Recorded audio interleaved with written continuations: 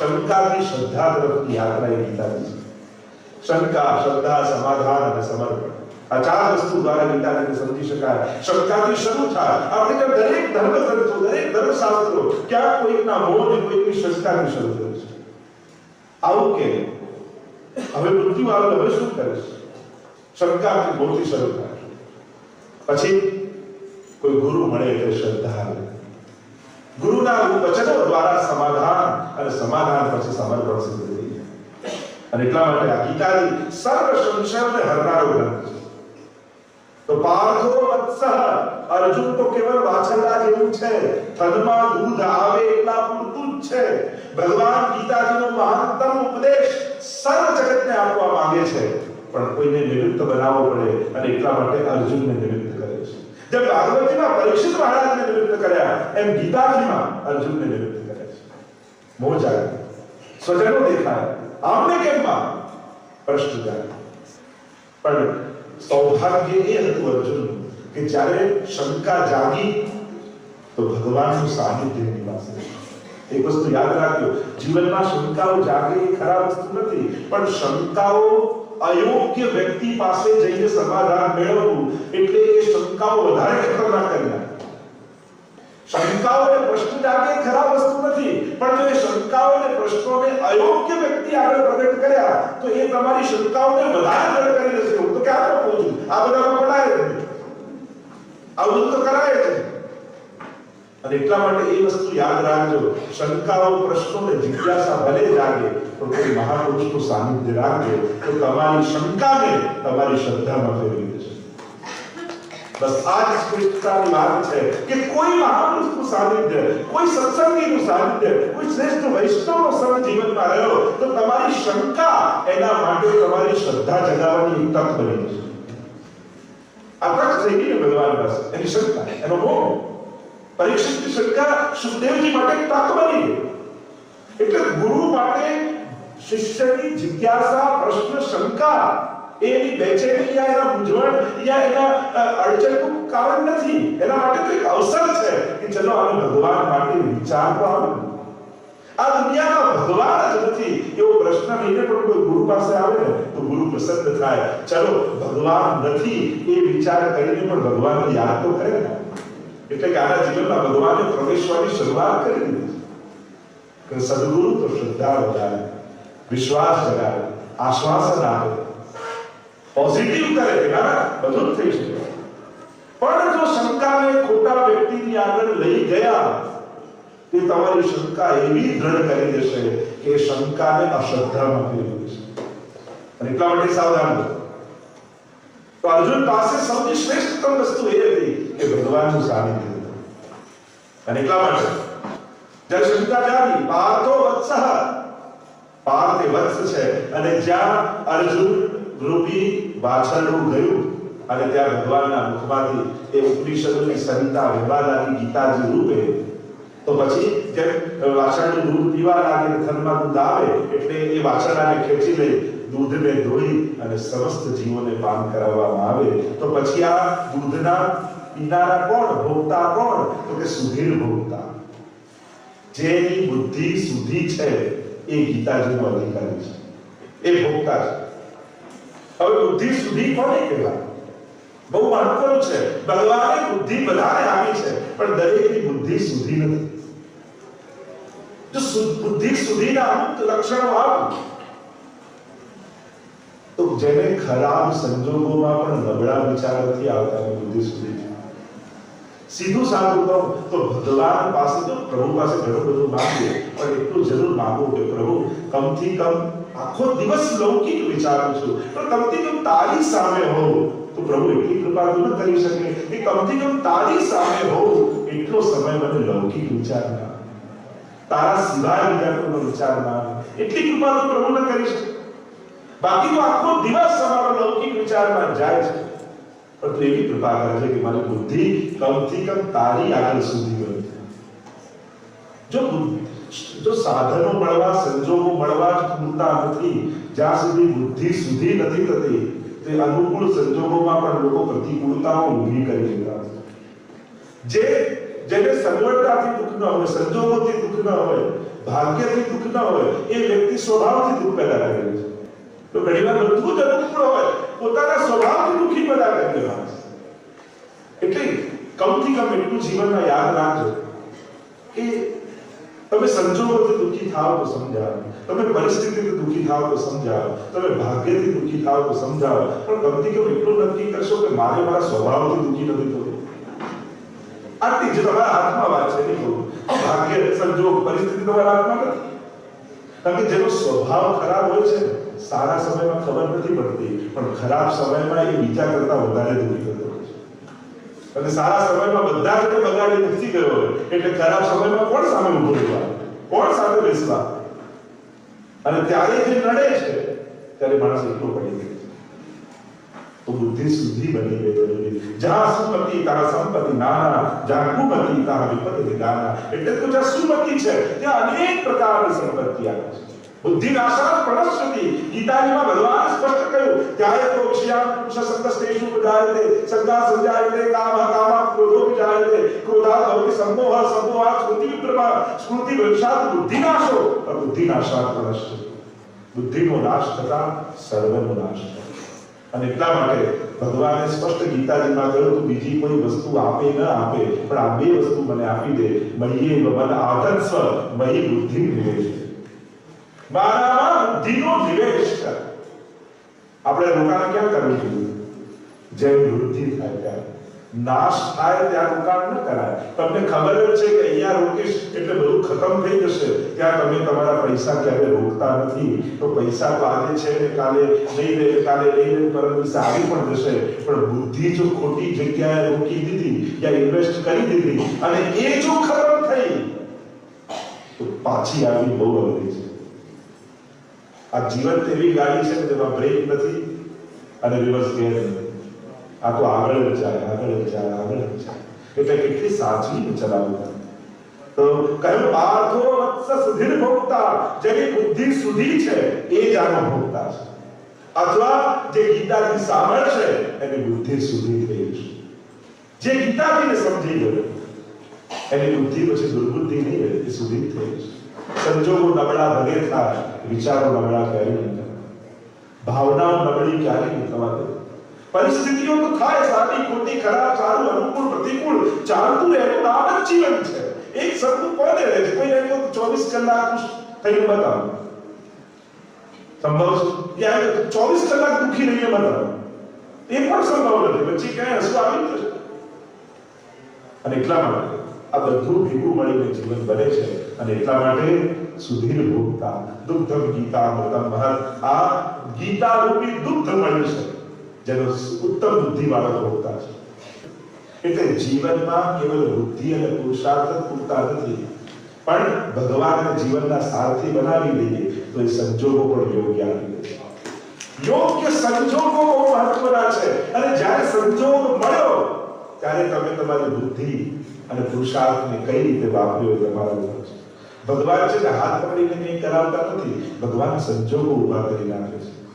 તમને તકો આપે છે, તમને અવસરો આપે છે, તમને મોકા આપે છે. અને મોકો મળે, અવસર મળે, સમજી લો કે આ ઠાકોરજીની ઈચ્છા છે કે હું આ કાર્ય કરું.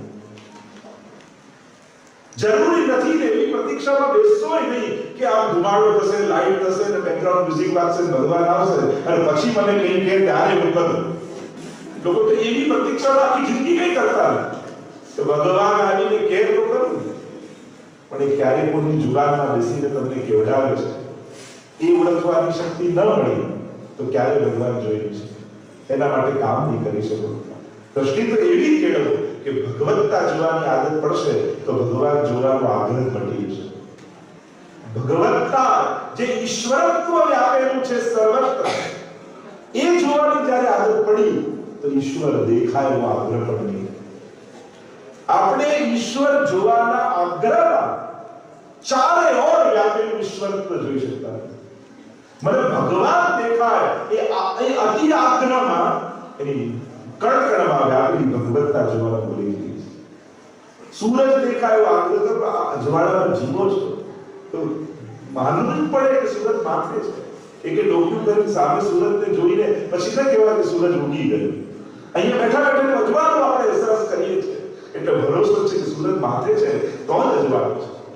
એમ એની ભગવત્તાને મહેસૂસ કરે. જેટલી એની ભગવત્તાને મહેસૂસ કરવાની આદત પડશે ને એટલો ધીમે ધીમે ભગવાનને જોવાનો આગ્રહ ઓછો થઈ જશે.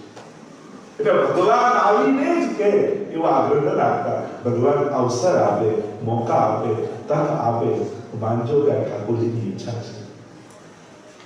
અને સંજોગોની અનુકૂળતા જે ખાલી બેઠો રહે છે એ સત્કાર્ય ક્યારે નથી કરી શકે. પણ જે સત્કાર્ય કરવા લાગે છે એને ભગવાન સંજોગો ચોક્કસ અનુકૂળ કરી આપે. ઉત્તમ સંકલ્પો જેના મનમાં છે અને ભગવાન તક બધાને આપે છે. મોટામાં મોટો સાયન્ટિસ્ટ હોય એને દિવસના 24 કલાક આપે અને જે સાવ નવો બેઠો તો એને ભગવાન 24 કલાક જ આપે. ત્યારે એમનો વિચાર કરે કે આ કઈ કરતો નથી તો આને કામ મૂકી દો 5 કલાક. એવું કરે ભગવાન બધાને 24 કલાક સરખો તક આપે છે. એટલે ભગવાન અવસર તો બધાને આપે છે. પણ એ અવસરને અવસર માની એ અવસરને ઉત્સવ બનાવી લેવાની કળા વૈષ્ણવને આવડી છે. એ મળેલી તકોને ઝડપી એને મનોરથ બનાવી લેવાની બસ એ કળા વૈષ્ણવે શીખવાની છે. એટલે અમારા મહાપ્રભુ તો એ જ કહે છે ને કે તારા દરેક વારને હું તહેવાર બનાવી દઉં. તારા ઘરે ઠાકોરજી બનાવી તારા ઘરે પ્રભુ પધારે તારો દરેક વાર તહેવાર બનાવી. આ વિશેષતા મહાપ્રભુની પુષ્ટિ માર્ગ. આ આખું ગીતાજીનો સાર રૂપે તમે પુષ્ટિ માર્ગ સમજાવીશું. તમે એક ઠાકોરજીના એક ઉપદેશોને જોઈએ અને બસ એનું પ્રેક્ટિકલ ગીતાજી એ આપણે સેવામાં. ભાગવતજીનું પ્રેક્ટિકલ એટલે આપણે સેવામાં. યદ કરોસી યદસ્નાસી યદ જોષદાસી યદ તપસ્સી કોંતે યદ પુરુષોદર્પણ.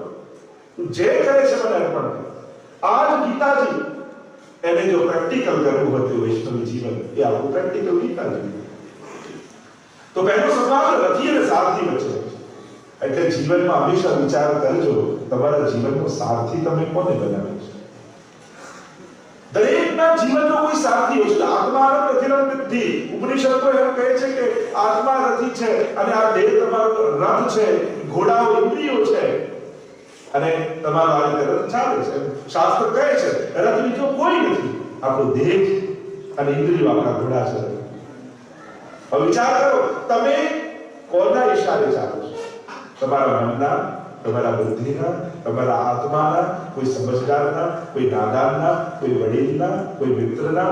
દરેકનો એક સારથી હોય છે. તમે કોઈ પણ કામ કરતા પહેલા ક્યાંક જઈને તો પૂછો જ છો કે આ કરવું કેવું નથી.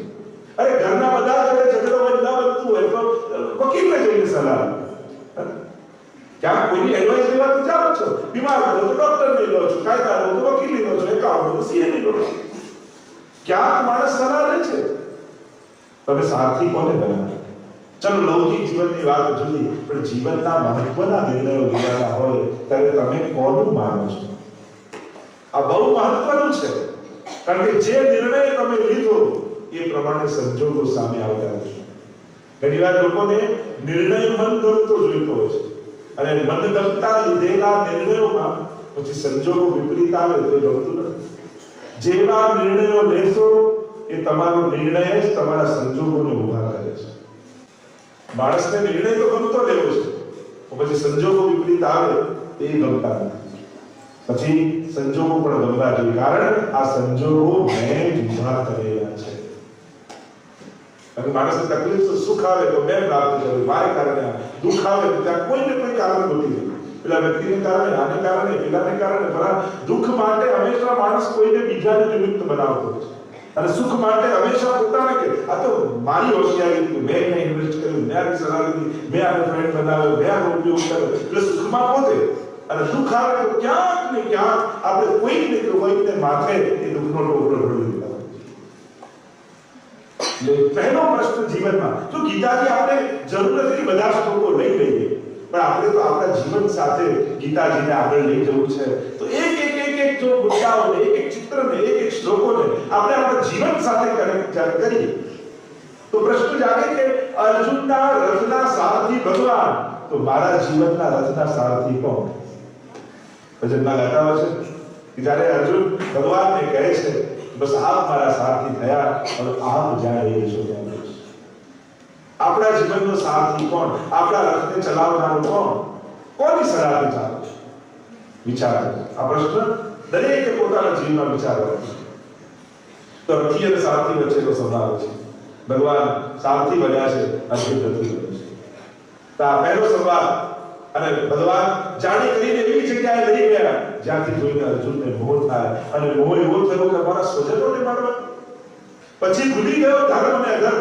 ઘણી વાર કોઈ કાર્ય કરતા હોય ત્યારે ઊંચા લક્ષ્યોને ભૂલી જઈએ તો પછી વ્યક્તિગત રાગ દ્વેષમાં પડી જતા હોય છે. જ્યારે તમે કોઈ સંસ્થામાં કામ કરતા હો, ઉત્તમ સમાજ સેવાનું કાર્ય કરો, કોઈ પણ શ્રેષ્ઠ સ્થાને કામ કરતા હો, જ્યારે તમે ઊંચા લક્ષ્યને ભૂલો છો કાર્ય કરવાનું, ત્યારે રાગ દ્વેષ પેદા થઈ જાય છે. ધર્મ અને અધર્મનું યુદ્ધ ચાલી રહ્યું છે, એમાં અર્જુનને વ્યક્તિગતતા પ્રગટ થઈ. અને મારા સ્વજનો જેના ગળામાં રડીનો મોટો થયો. જો મોહ કઈ રીતે પેદા થાય છે? મોહ મીન્સ જો દયા હો, જો એને દયા અને અહિંસા હોત ને અર્જુનને, તો ભગવાન પોતે કે ચાલ અર્જુન આપણે કરી દેતા.